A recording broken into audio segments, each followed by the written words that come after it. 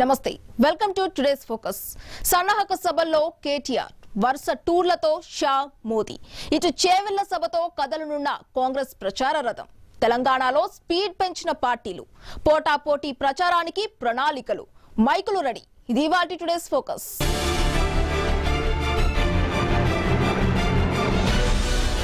తెలంగాణ లోక్సభ ఎన్నికల రణం ఇప్పుడే మొదలైంది. అధికార టీఆర్ఎస్ స్పీడ్ పెంచేసింది. ముఖ్యమంత్రి కేసీఆర్ డైరెక్షన్ లో టీఆర్ఎస్ కార్యనిర్వాహక అధ్యక్షుడు కేటీఆర్ రంగంలోకి దిగాడు.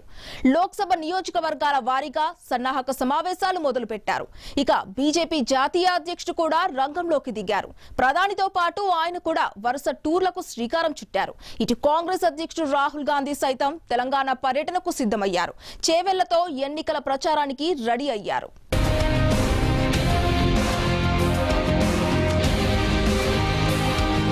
తెలంగాణలో వేడెక్కిన ఎన్నికల రాజకీయం. లోక్సభ నియోజకవర్గాల వారీగా టీఆర్ఎస్ సన్నాహక సమావేశాలు. తెలంగాణ సీఎం కేసీఆర్ మార్గదర్శనంతో రంగంలోకి దిగిన కేటీఆర్. గులాబీలు కావాలా లేక ఢిల్లీ గులాంలా తేల్చుకోండి. కరీంనగర్ నుంచి ఎన్నికల శంఖారావం పూరించిన కేటీఆర్. కేంద్రంలో వచ్చేది సంకీర్ణమేనన్న కేటీఆర్. కేంద్రంలో థర్డ్ ఫ్రంట్తోనే తెలంగాణకు న్యాయం. మోదీ 5 ఏళ్ల పాలనపై కేటీఆర్ విసుర్లు.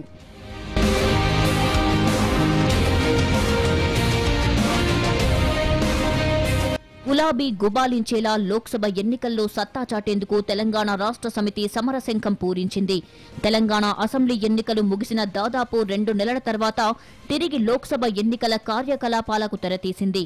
ముఖ్యంగా టీఆర్ఎస్ మొదటి నుంచి కూడా అన్ని విధాలా కలిసొచ్చిన కరీంనగర్ వేదికగా లోక్సభ సన్నాహక సమావేశాలకు శ్రీకారం చుట్టారు ఆ పార్టీ కార్యనిర్వాహక అధ్యక్షుడు కల్వకుంట్ల తారక రామారావు. గతంలో తెలంగాణ సీఎం కేసీఆర్ టీఆర్ఎస్ ఆవిర్భావ సభను సైతం ఇదే కరీంనగర్లోనే నిర్వహించారు. తర్వాత ఎన్నికలెప్పుడు జరిగినా కరీంనగర్ నుంచే ఆయన ఎన్నికల ప్రచారాన్ని ప్రారంభించడం సెంటిమెంట్ గా మారింది. గత ఏడాది సెప్టెంబర్ 7న తెలంగాణ శాసనసభ ఎన్నికల ప్రచారానికి సైతం కరీంనగర్ జిల్లా హుస్నాబాద్ నుంచి శ్రీకారం చుట్టారు. అసెంబ్లీ ఎన్నికల్లో ఘన విజయం సాధించిన తర్వాత సీఎం కేసీఆర్ టీఆర్ఎస్ కార్యనిర్వాహక అధ్యక్ష పదవిని కేటీఆర్ కు అప్పగించారు.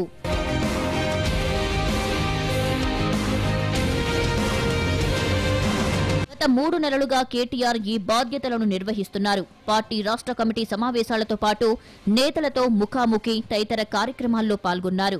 పార్టీ తరపున ఓటర్ చైతన్య కార్యక్రమాలు నిర్వహించారు. కేటీఆర్ ను మంత్రివర్గంలో చేర్చుకోకుండా సీఎం ఆయనను పూర్తి స్థాయిలో పార్టీ కార్యకలాపాలపై దృష్టి సారించాలని ఆదేశించారు. కీలకమైన పార్లమెంటు ఎన్నికలను పురస్కరించుకొని సీఎం మొత్తం 16 నియోజకవర్గాల్లో సన్నాహక సమావేశాలు అవసరమని గుర్తించారు. ఈ సమావేశాల నిర్వహణ పూర్తిగా కేటీఆర్ ఆధ్వర్యంలో జరగనుంది.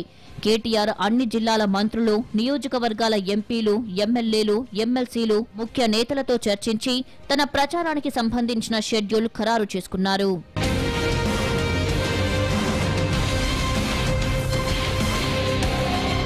సన్నాహక సమావేశాల్లో భాగంగానే టీఆర్ఎస్ శ్రేణులు కూడా కరీంనగర్లో భారీ ఎత్తున బహిరంగ సభను ఏర్పాటు చేశాయి. నిజానికి ఇది పార్టీ ఎన్నికల సమావేశమైన బహిరంగ సభను మరిపించే రీతిలో పెద్ద ఎత్తున ఏర్పాట్లు చేశారు. హైదరాబాద్ నుంచి కేటీఆర్ ఇలా బయలుదేరగానే మంత్రులు, ముఖ్య నేతలు ఆయనను అనుసరించారు. పార్టీ శ్రేణులు హైదరాబాద్ నుంచి ర్యాలీగా కరీంనగర్ కు తరలి వెళ్లాయి. కరీంనగర్ నియోజకవర్గ సదస్సుకు దాని పరిధిలోని 7 నియోజకవర్గాల ఎమ్మెల్యేలు, జెడ్పీ చైర్మన్, నగరపాలక సంస్థ మేయర్, పురపాలక సంఘాల చైర్మన్లు, జెడ్పీటీసీ సభ్యులు, ఎంపీపీలు, సర్పంచ్లు, రైతు సమన్వయ సమితి సభ్యులు అందరూ కూడా ఈ సమావేశంలో పాల్గొన్నారు. ఇక సభలో పాల్గొన్న కేటీఆర్ తనదైన శైలిలో అటు మోదీ సర్కార్, ఇటు కాంగ్రెస్లపై సమాన స్థాయిలో విరుచుకుపడ్డారు. కాంగ్రెస్ పార్టీ నాయకులు ఢిల్లీ గులాంలని, ఏ పనికైనా ఆ పార్టీ అధ్యక్షుడు రాహుల్ గాంధీ అనుమతి వారికి తప్పనిసరి అని ఆయన అన్నారు. టికెట్లు, బీఫామ్ సహా ఏది కావాలన్నా వారు ఢిల్లీకి వెళ్లాల్సిందేనని ఎద్దేవా చేశారు. అలాంటి ఢిల్లీ గులాంలు రాష్ట్రానికి న్యాయం చేస్తారా? ప్రజలు ఆలోచించాలన్నారు. తెలంగాణకు న్యాయం చేసే గులాబీలు కావాలా, ఢిల్లీ గులాంలు కావాలో తేల్చుకోవాలన్నారు. 2014లో తెరాసాకు 11 మంది ఎంపీలను ఇచ్చినప్పటికీ ఢిల్లీలో మోదీ అనే భ్రమలు నెలకొన్నాయన్నారు. ఆయన దేశాన్ని ఉద్ధరిస్తారని ప్రజలు భావించి ఆ పార్టీకి అఖండ మెజారిటీ కట్టబెట్టారన్నారు.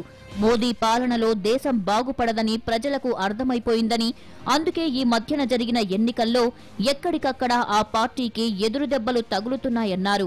దేశంలో అనేక సంస్థలు నిర్వహిస్తున్న సర్వేలు కూడా ఎన్డీఏకు 150 నుంచి 160 సీట్ల కంటే ఎక్కువ రావని, యూపీఏకి కూడా 110 నుంచి 120 కంటే మించవని చెబుతున్నాయని పేర్కొన్నారు.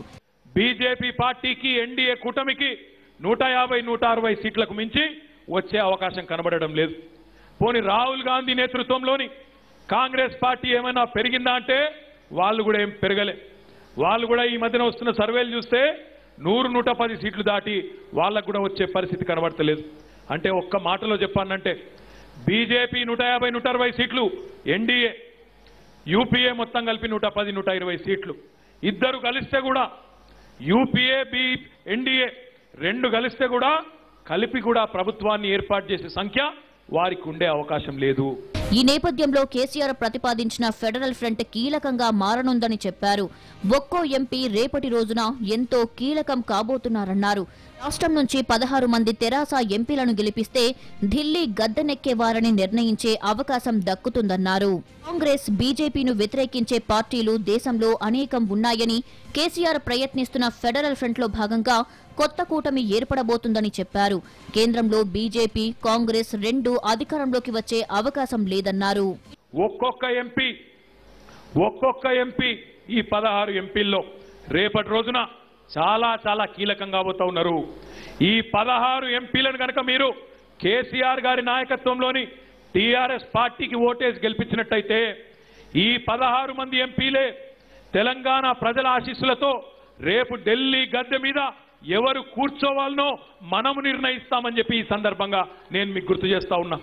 ఢిల్లీ గద్దె మీద ఎవరు ప్రధానమంత్రి కావాలనో రేపటి రోజున కేసీఆర్ గారి నేతృత్వంలోని ఫెడరల్ ఫ్రంటే నిర్ణయించబోతా ఉన్నదనే మాట కూడా నేను ఈ సందర్భంగా మీకు విజ్ఞప్తి చేస్తా ఉన్నా.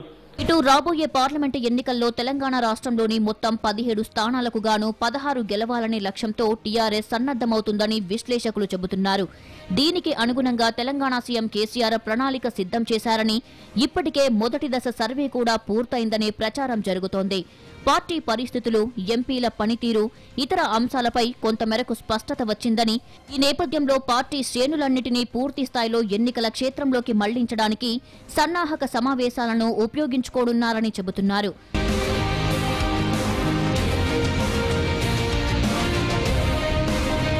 మరోవైపు కేటీఆర్ తొలిసారిగా పూర్తి స్థాయిలో సభలను నిర్వహిస్తున్నందున అందరి దృష్టి ఆయన మీద కేంద్రీకృతం కానుందని, ఇది రాబోయే రోజుల్లో పార్టీపై కేసీఆర్ కుటుంబం పట్టుసడలకుండా చేయడంలో భాగంగానే ఆయనకు ఈ సభల బాధ్యతను అప్పగించారని మరికొంతమంది చెబుతున్నారు. లోక్సభ ఎన్నికల తర్వాత తెలంగాణలో రాజకీయంగా పలు మార్పులు సంభవించే అవకాశం ఉందనే ప్రచారం కూడా ఉంది. వ్యూహాత్మకంగానే సీఎం కేసీఆర్ కేటీఆర్ను రంగంలోకి దించారని, లోక్సభ ఎన్నికల సన్నాహక సభల ద్వారా తెలంగాణ వ్యాప్తంగా మరింత పట్టు పెంచుకోవడంతో పాటు తనదైన అనుచరగణం ఏర్పాటు చేసుకోవడానికి ఆయనకు కేసీఆర్ అవకాశం కల్పించారని అంటున్నారు. ఈ సమావేశాలలో నియోజకవర్గ అభివృద్ధి, ఎంపీ కృషి, రాష్ట్ర అంశాలు, జాతీయ స్థాయి అంశాలపై నిర్వహించిన పాత్ర, పార్టీని పటిష్టం చేసేందుకు జరిగిన కృషి తదితర అంశాలు చర్చకు రానున్నాయి. రాష్ట్రంలో అభివృద్ధి, సంక్షేమ కార్యక్రమాలు, దేశానికి ఆదర్శంగా పాలన, పథకాలు, జాతీయ రాజకీయాల్లో పార్టీ పురోగమనం వంటి వాటిని కేటీఆర్ పార్టీ నేతలకు వివరిస్తున్నారు. రైతు బంధు లాంటి పథకం, ఏ రైతు బంధు పథకాన్నైతే ఈరోజు ఐక్యరాజ్య సమితితో పాటు భారత ప్రధానమంత్రితో పాటు 8 రాష్ట్రాలు ఇదొక అద్భుతమైన పథకం అని చెప్పి కొనియాడుతా ఉన్నాయో, మన ముఖ్యమంత్రి గారి మానస పుత్రిక ఆ రైతు బంధు పథకంలో కరీంనగర్ పార్లమెంట్ పరిధిలో 3,14,759 మంది రైతులకు ఇప్పటి వరకు 4,000 రూపాయల చొప్పున ఎకరానికి మనం పెట్టుబడి అందిస్తా ఉన్నాం.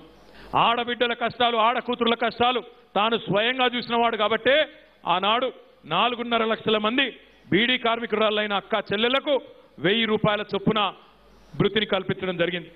ఈరోజు ఒంటరి మహిళలైన అక్క చెల్లెలకు, బీడీ కార్మికురాళ్లకు, పెద్ద వయసులో ఉండే పేద వృద్ధులకు, వితంతువులకు, గీతన్నలకు, నేతన్నలకు, ఇంకా చాలా మందికి చెప్పుకుంటూ పోతే రాష్ట్ర వ్యాప్తంగా 42 లక్షల మందికి, అందులో ముఖ్యంగా మన కరీంనగర్ పార్లమెంటు నియోజకవర్గ పరిధిలో 33,084 మందికి నెలకు 1000 రూపాయల చొప్పున పెన్షన్లు వస్తూ ఉన్నాయి.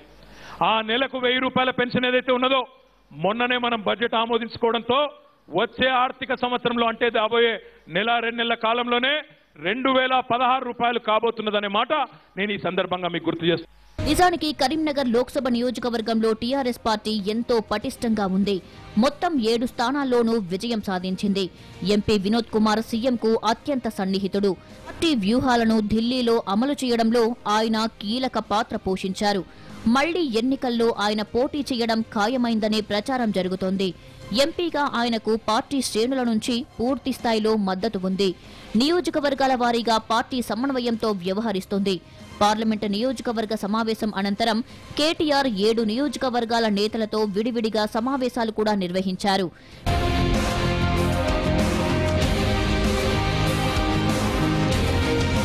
టీఆర్ఎస్ సన్నాహక సమావేశాలు వరుసగా 9 రోజుల పాటు జరగనున్నాయి. వరంగల్, భువనగిరి, మెదక్, మల్కాజ్గిరి, వనపర్తిలోని నాగర్ కర్నూల్, చేవెళ్ల, నిజాంసాగర్లో జహీరాబాద్ నియోజకవర్గ సమావేశం, సికింద్రాబాద్, నిజామాబాద్, ఆదిలాబాద్, రామగుండంలో పెద్దపల్లి, మహబూబాబాద్, ఖమ్మం, నల్గొండ, మహబూబ్ నగర్ లోక్సభ నియోజకవర్గాల వారీగా సమావేశాలు జరుగుతాయి. మహబూబ్ నగర్లో సమావేశాల ముగింపు సందర్భంగా భారీ ఎత్తున బహిరంగ సభను నిర్వహించనున్నట్లు టీఆర్ఎస్ వర్గాలు చెబుతున్నాయి. ఎన్నికల పరాజయం తర్వాత బీజేపీ శ్రేణులు కూడా ఇప్పుడిప్పుడే తేరుకుంటున్నాయి. అటు బీజేపీ జాతీయ అధ్యక్షుడు అమిత్ షా, ప్రధానమంత్రి నరేంద్ర మోదీ వరుస పర్యటనలతో పార్టీలో నూతనోత్సాహం నింపేందుకు ప్రయత్నాలు చేస్తున్నారు. మరోవైపు కేంద్ర మంత్రులు, బీజేపీ జాతీయ నేతలు సైతం వరుస సమావేశాలతో తెలంగాణలో ఎన్నికల పోరుకు సిద్ధమవుతున్నారు.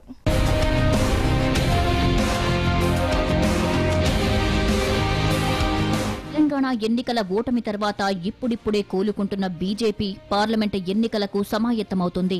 ఇప్పటికే పలువురు కేంద్ర మంత్రులు, జాతీయ నేతలు సైలెంట్ గా తమకు కేటాయించిన నియోజకవర్గాల్లో కార్యకర్తలతో సమావేశాలు నిర్వహిస్తూనే ఉన్నారు. వరుసగా తెలంగాణలోని వివిధ జిల్లాల్లో పర్యటిస్తున్నారు.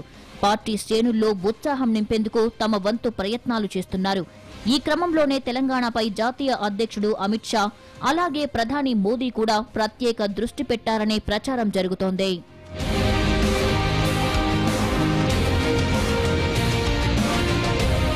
అసెంబ్లీ ఎన్నికల్లో బీజేపీకి ఎదురైన ప్రతికూల ఫలితాల నేపథ్యంలో ఇప్పుడు లోక్సభ ఎన్నికలకు ఉత్తర తెలంగాణ నుంచి ఎన్నికల శంఖారావాన్ని పూరించాలని బీజేపీ నిర్ణయించింది. బీజేపీకి మంచి పట్టున్న మహారాష్ట్ర సరిహద్దుల్లో ఉత్తర తెలంగాణ ఉండటంతో ఈ ప్రాంతంలోని 8 స్థానాలపై ప్రత్యేక దృష్టి పెట్టింది.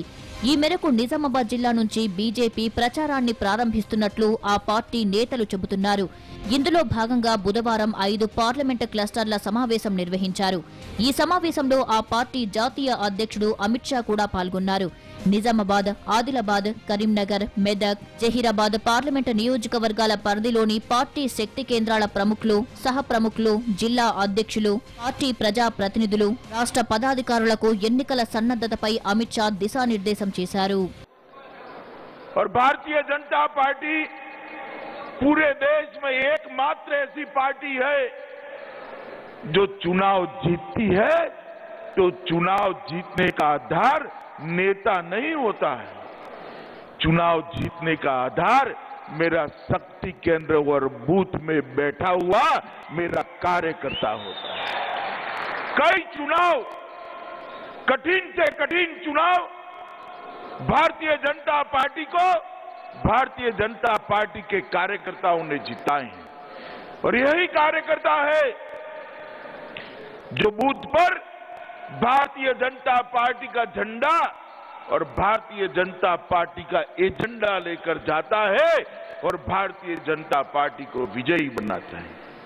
मित्रों, 2019 का चुनाव सर पर है. कुछ ही दिनों में हो सकता है चुनाव आयोग चुनाव की तिथियों का ऐलान करे और उसके बाद चुनाव की प्रक्रिया शुरू हो जाए.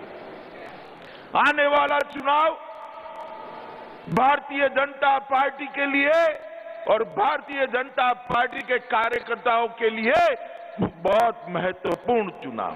అటు దేశ ప్రజలు మళ్లీ మోదీ ప్రభుత్వమే రావాలని కోరుకుంటున్నారని నిజామాబాద్లో నిర్వహించిన బహిరంగ సభలో అమిత్ షా అన్నారు. ప్రధాని మోదీ గత 5 ఏళ్ల పాలనలో దేశాన్ని ఉగ్రవాద రహిత దేశంగా మార్చారన్నారు. మోదీ కాకుండా మరో ప్రభుత్వం వస్తే పేదలకు మళ్లీ ఇబ్బందులు తప్పవన్నారు.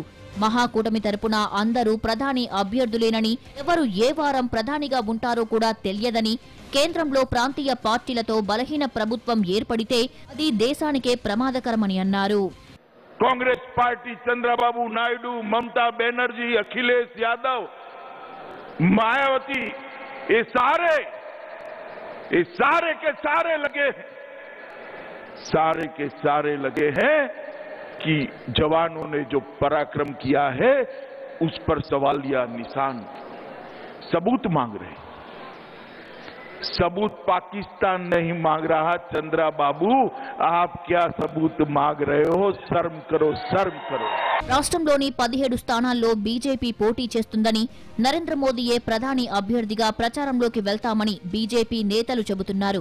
అసెంబ్లీ ఎన్నికల్లో వచ్చిన ఫలితాలు లోక్సభ ఎన్నికల్లో ఉండవని, కాంగ్రెస్ వల్ల, కూటములు, కుటుంబ ఫ్రంట్ల వల్ల ఉపయోగం లేదని, టీఆర్ఎస్ 16 సీట్లు గెలిచినా ప్రయోజనం ఉండదని బీజేపీ నేతలు ప్రచారం చేస్తున్నారు.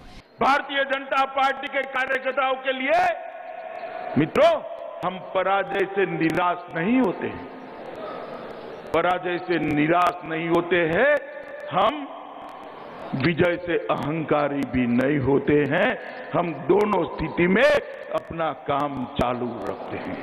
मित्रों, मैं आपको बताना चाहता हूं, 5 साल में श्री नरेंद्र मोदी की सरकार ने कोई भी ऐसा काम नहीं किया कि मेरे बूथ के और मेरे शक्ति केंद्र के कार्यकर्ता को सर झुकाना पड़े। 5 साल में हम पर चवन्नी का भी आरोप नहीं लगा है। కేంద్రంలో బలమైన ప్రభుత్వం ఉండాలని, అది బీజేపీతోనే సాధ్యమని, అందుకే మళ్లీ బీజేపీయే అధికారంలోకి వస్తుందని చెబుతున్నారు. తెలంగాణ రాష్ట్రంలో మంత్రులకు శాఖలపై పట్టు లేదని, కీలక శాఖలన్నీ సీఎం కేసీఆరే ఉంచుకున్నారని విమర్శిస్తున్నారు. వేల కొద్ది ఫైళ్లు నిలిచిపోతున్నా పట్టించుకోవడం లేదని ఆరోపించారు. मैं आज इस मंच से पूछना चाहता हूं, चंद्रबाबू नायडू जी को, तेलंगाना के मुख्यमंत्री जी को, राहुल गांधी जी को कि आप बताइए, इस देश में से घुसपैठिए निकालने के लिए आप तैयार है या नहीं? जवाब ही नहीं देते। मैं चंद्रशेखर राव जी को पूछ रहा हूं, कल जवाब नहीं आएगा, देखना। उनको नहीं लगता हैदराबाद में से घुसपैठिए निकालने चाहिए? मित्रों, मगर चिंता मत करो, परिश्रम कर नरेंद्र मोदी जी को प्रधानमंत्री बना दो। मैं आपको गारंटी देता हूं, अगले चुनाव में देश भर में से चुन कर घुसपैठियों को निकालने का काम। తెలంగాణ ఆకాంక్షలను నెరవేర్చే విధంగా సీఎం కేసీఆర్ పని చేయడం లేదని, ఇప్పటికీ ఆయన ఫిరాయింపులను ప్రోత్సహిస్తున్నారని విమర్శిస్తున్నారు. లోక్సభ ఎన్నికల్లో బీజేపీ ఊహించని విజయాలు సాధిస్తుందని కమలం నేతలు చెబుతున్నారు.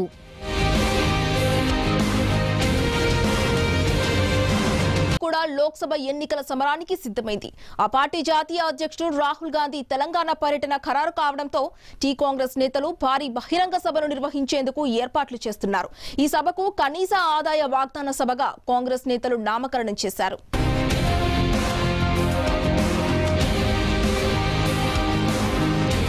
తెలంగాణలో కాంగ్రెస్ పార్టీ కూడా ఎన్నికల ప్రచారానికి శ్రీకారం చుడుతోంది. ఏఐసీసీ అధ్యక్షుడు రాహుల్ గాంధీ ఈ నెల 9న రాష్ట్రంలో బహిరంగ సభలో పాల్గొననున్నారని తెలంగాణ కాంగ్రెస్ నేతలు చెబుతున్నారు.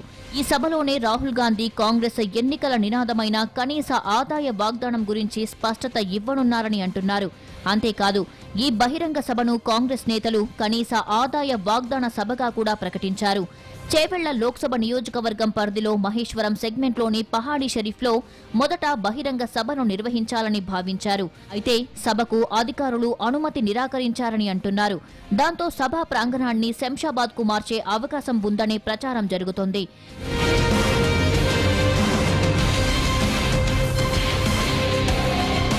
తెలంగాణ అసెంబ్లీ ఎన్నికల తర్వాత రాహుల్ తొలిసారిగా రాష్ట్రానికి రానున్న నేపథ్యంలో ఈ సభను భారీగా నిర్వహించాలని నేతలు నిర్ణయించారు.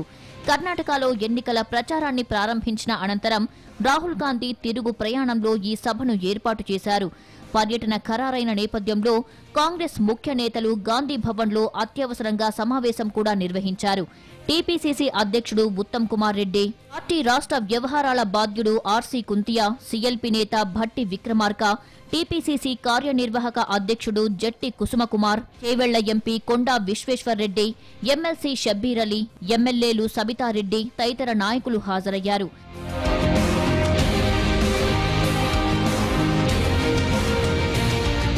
ఈ సమావేశంలో సభ నిర్వహణపై చర్చించారు. రాష్ట్రంలో 3,400 పోలింగ్ బూత్లు ఉండగా ఒక్కో బూత్ నుంచి 13 మందిని రాహుల్ సభకు తరలించాలని నిర్ణయించినట్లు సమాచారం. ఈ సభలో రాష్ట్రంలోని 36,000 బూత్ల నుంచి 2 లక్షల మందికి పైగా పార్టీ కార్యకర్తలు పాల్గొంటారని కాంగ్రెస్ వర్గాలు తెలిపాయి. జన సమీకరణ బాధ్యతను ఎమ్మెల్యేలకు, నియోజకవర్గాల బాధ్యులకు అప్పగించారు.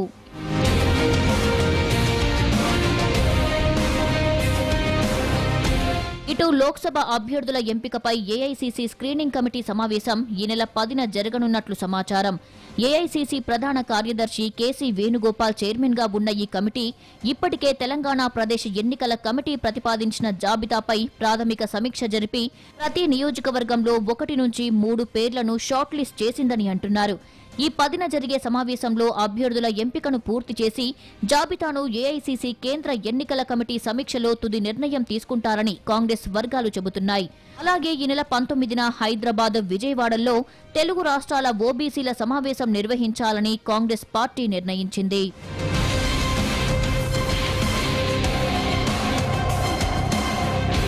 ఇది ఇవాల్టి టుడేస్ ఫోకస్. మరో అంశంతో మళ్ళీ కలుద్దాం. చూస్తూనే ఉండండి భారత్ టుడే, దేశం కోసం, ధర్మం కోసం.